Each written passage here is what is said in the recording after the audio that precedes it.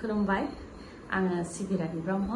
SB बड' news चेनेलाव नोंथांमोनखौ आरोबावहाय बरायनानै लाबाय जाय बिथांमोना सानसेयारि खौरां नायनो मोजां मोनो बिथांमोना आंनि बे एसबी बड' निउज चेनेलखौ साबस्क्राइब खालामनानै लानो हागोन मानो होननानै बुङोबा बे चेनेलनि गेजेरजोंनो जोङो सानफ्रोमबो सानसेयारि खौरांखौ फोसावो राजखान्थि समाजखान्थि आरो गुबुन आयदानि सायाव जोङो बे चेनेलनि गेजेरजों थार खौरांखौ फोसावो नोंथाङा जुदि खौरां नायनो मोजां मोनोबा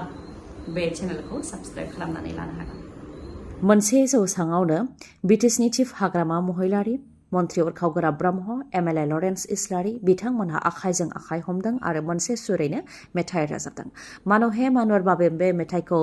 रोजाबदों बिथांमोना फोरमायथिनो गोनांदि भुपेन हाजरिकानि 14थि थैनाय सानखौ मैयानि सानाव गासैबो जिल्लायावनो फालिनाय जादोंमोन आसाम सोरखारनि बिथोन बायदियै मोनफ्रोमबो जिल्लायावनो डक्टर भुपेन हाजरिकानि 14थि थैनाय सानखौ फालिदों थिग बेबायदिनो मैयानि सानाव डक्टर भुपेन हाजरिकानि थैनाय सानखौ बिटिसिनि चिफ हाग्रामा महिलारि बिथांजों लोगोसे केबिनेट मन्त्रि उरखावगोरा ब्रह्म लरेन्स इस्लारि जिल्ला बेंगिरि मासान्दा मेन्डालिन पार्टिन आरो क'क्राझार ओनसोलनि सानसुमै मेलेमजिबि आरो फरायसा फरायसुलिफोरा जयैनो मानहे मानवर बाबे बे मेथाइखौ जयैनो रोजाबदों आसामाव जेब्ला रावनि आन्दलन जादोंमोन बै समाव मुस्लिम आरो बेंगलिनि गेजेराव दावराव दावसि जादोंमोन बे समावनो सुबुंथिनि थाखाय बिथाङा बे मानहे मानवर बाबे मेथाइखौ रोजाबदोंमोन बेनि अनगायैबो बांलादेश उदांस्रि मोननाय समाव बिथाङा जय जय नवजातक बांलादेश मेथाइखौ रोजाबदोंमोन आरो महात्मा गान्धी बिथांनि दैदेननायाव जेब्ला भारत उदांस्रिनि थाखाय सोमावसारनाय जादोंमोन बै समाव बिथाङा विश्व विजय नौजवान बे मेथाइखौ रोजाबदोंमोन बेबायदिनो डक्टर भुपेन हाजरिका बिथाङा रोजाबलांनाय मेथाइफोरा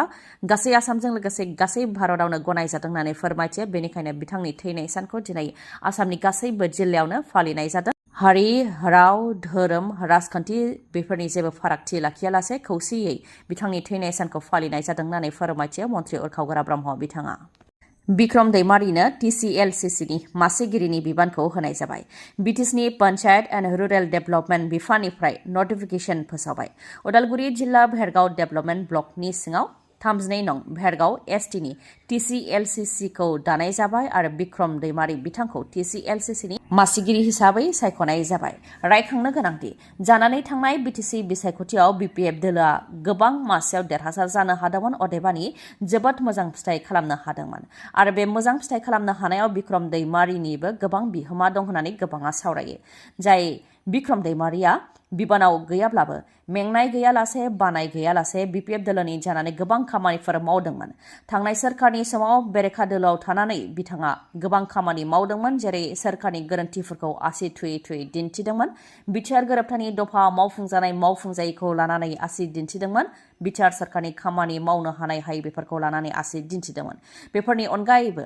मोनफ्रोमबो बिसायख'थियावनो बिपिएफनि जानानै गोख्रोङै खामानि मावदोंमोन बिक्रम दैमारिया गोदान साननाय हनाय आरो सोलोजों बिसायख'थियाव ओंखारदोंमोन बिक्रम दैमारिया जायनि थाखाय बिक्रम दैमारिखौ फोथायनानै हाग्रामा महिलारि दैदेननाय बिपिएफ सोरखारा 32 नं भेरगाव एसटिनि टिसिएलसिसिनि मासिगिरिनि बिबानखौ होबाय बिक्रम दैमारिनो जुबिन गार्गनि जोबथा सावथुन रय बिनाले सावथुनखौ नोंथाङा जुदि सिनेमा हलाव नायदोंबा नोंथाङा सांग्रां जा सावथुनखौ नायबाय थानाय समाव गावनि मबाइलजों बा जानबुंजों नोंथाङा रय बिनाले बे सावथुनखौ सिरियै सेबखांखुमानो दाना आरो नोंथाङा रय बिनाले बे सावथुनखौ गावनि मबाइलजों सेबखांनानै लाफ्राङोबाबो ससियेल मिडियायाव आपल'ड होनो नाङा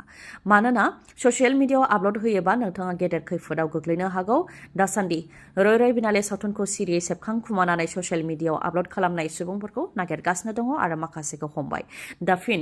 दुलियाजानि 2 नं साला कटकी गामिनि पार्थ प्रतिम गगै मुंनि सासे लाइमोन सेंग्राखौ हमदों आसाम पुलिसा रय बिनाले सावथुनखौ गावनि मबाइलजों सिरियै सेबखांखुमादोंमन बेनि उनाव ससियेल मिडियायाव आपल'ड होदोंमोन दा पार्थ प्रतिम गगैखौ हमबाय आसाम पुलिसा बिपिएफ सोरखार फैनाय लोगो लोगो ABSUआ फिन आन्दलन खालामनायखौ जागायफिनबाय ABSUआ आन्दलन खालामाबा मा खालामगोन बे सोंथिया बा बे खोथाया आं बुंनाय राव नङा बे खोथाखौ गोबां सुबुंफोरानो बुंदों जायनाखि दुलाराय बर' फरायसा आफादनि बानजायनायाव बा दुलाराय बर' फरायसा आफादा थांनाय बावैसो सान सिगां हानजा सुरनाय हाबाफारि लादोंमोन बेनि अनगायैबो फैगौ 20 आरो 21 नभेम्बरावबो निउ दिल्लीआव थांगोन बेफोरखौ लानानै गोबां सुबुंफ्रानो गोबां खोथा बुंदोंमोन बेनि सायाव दिपेन बर' बिथाङा खेंफोरथि होदों दिपेन बर' बिथाङा बुंथिदों बिटिआर एकर्डआ बिटिसि बा बिटिआर सोरखारनि बाहेरायावसो आसाम सोरखार आरो भारत सोरखारखौ नारसिननो थाखायसो बे धरनाखौ लानाय जादों होननानै फोरमायथियो प्रमद बर' बा हाग्रामा महिलारि सोरखारनि हेंथा थांनानै बे धरनाखौ होनाय जायाखै बिटिआर गोरोबथानि दफाखौ मावफुंनो थाखायसो धरना होनाय जादों होननानै फोरमायथियो नाथाय राजखान्थिनि माखासे सुबुंफोरा एबसुआ फिन आन्दोलन खालामफिनबाय आन्दोलन खालामाबा मा खालामगोन बेफोरबायदि खोथा बुंनो नागिरदों होननानैबो फोरमायथियो दुलाराय बर' फरायसा आफादनि गाहाय दिपेन बर' बिथाङा लोगोसे बिथाङा फोरमायथिबावदि जों हारिनि थाखायसो आन्दोलन खालामदों बिटिआर गोरोबथाया हारिनि मोनथायनि दलिल सोरनिबा सुबुंनि बा आफादनि मुलाम्फानि थाखाय नङा होननानै बुंथियो दिपेन बर' बिथाङा लोगोसे बिथाङा फोरमायथिबावदि फैगौ 20 आरो 21 नभेम्बर 2025आव निउ दिल्लीआव माखासे हाबाफारिफोर लागोन एबसुनि बानजायनायाव माखासे आफादफोरा लोगो नांनानै निउ दिल्लीआव कन्स्टिटिउसन क्लाबाव जथुम्मा जिरायगोन जेराव 7 जननिबो बांसिन सोद्रोमाफ्रा बाहागो लागोन बिटिआर गोरोबथानि सागानगिरिफ्राबो बेयाव बाहागो लागोन सा सानजा भारतनि 6 शेड्युलनि दैदेनगिरिफ्रा बेयाव बाहागो लागोन होननानै फोरमायथियो थांखिया जाहैबाय 125 एमेन्डमेन्ट आर्टिकल 280 बेफोरखौ विन्टार सेसनाव पास खालामनाय ब्रिटिशनि बियाबखौ मोनद'जि बांहोनाय सिमा बांहोनाय आरो बिटिआर गोरोबथानि दफाफोरखौ मावफुंनायनि थांखिजोंनो बे सावरायनाय हाबाफारिखौ लागोन होननानै फोरमायथिदों आरो 21 नभेम्बराव निउ दिल्लीनि जन्तर मन्तराव धरना होनाय हाबाफारि लागोन गासै 3 घन्टा धरना होनाय हाबाफारि लागोन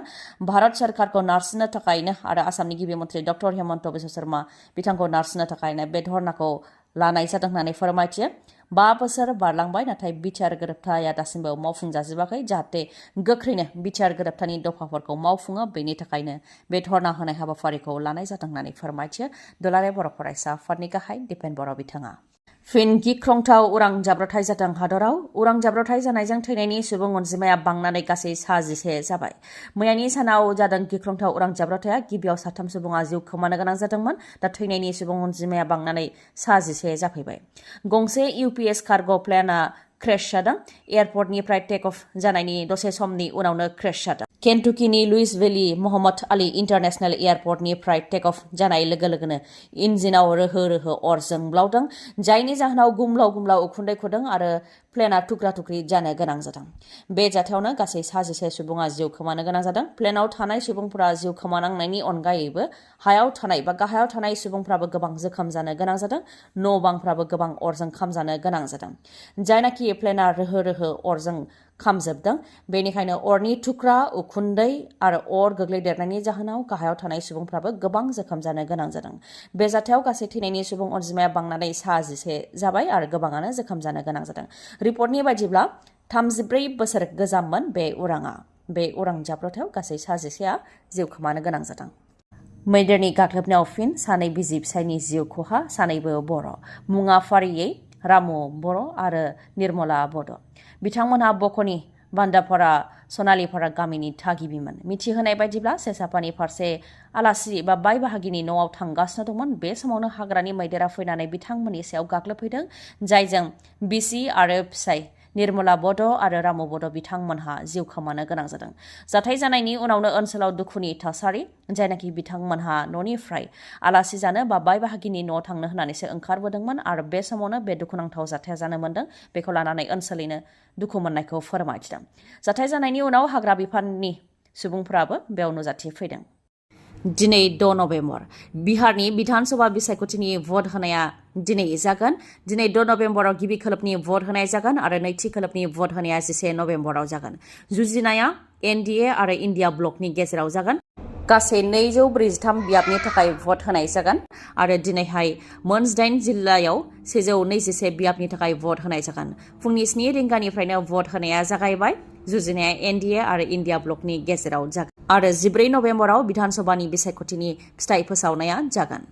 फिन बिहामजो गोमानायनि खौरां सनितपुर जिल्लानि 2 नं खथालजुलि गामिनि माइनाव दैमारिया गोमानानै दङ माइनाव दैमारिया रिंखां दैमारिनि अनजालि बिसिमोन नाथाय माइनाव दैमारिया बे समाव गावनि न' बां गासैबो गारनानै बहाबा गोमानानै दङ सोरबाफोर जुदि माइनाव दैमारिखौ नुसनबायोबा जाहाथे फिसाय रिंखां दैमारिनो खौरां हरो बेनि थाखाय फिसाय रिंखां दैमारिया खावलायदों खौरां हरनो थाखाय 69000308 53 बे जानबुं नाम्बाराव फोनांजाबनो हागोन आरो जाय खौरां हरनो हायो बा माइनाव दैमारिनि सोमोन्दै जाय मिथिहोहरनो हायो बिथांनो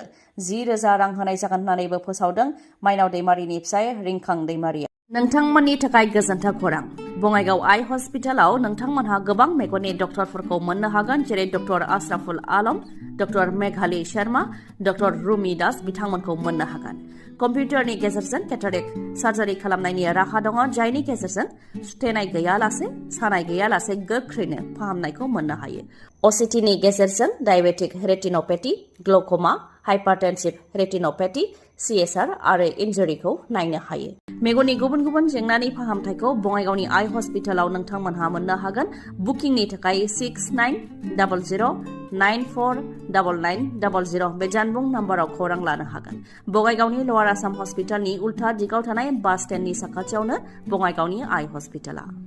खौरांखौ जोबजासे खोनासंनायनि थाखाय गोजोन्थों। उननि समाव आरोबाव जों बेबायदिनो लोगो मोनफिनबावगोन।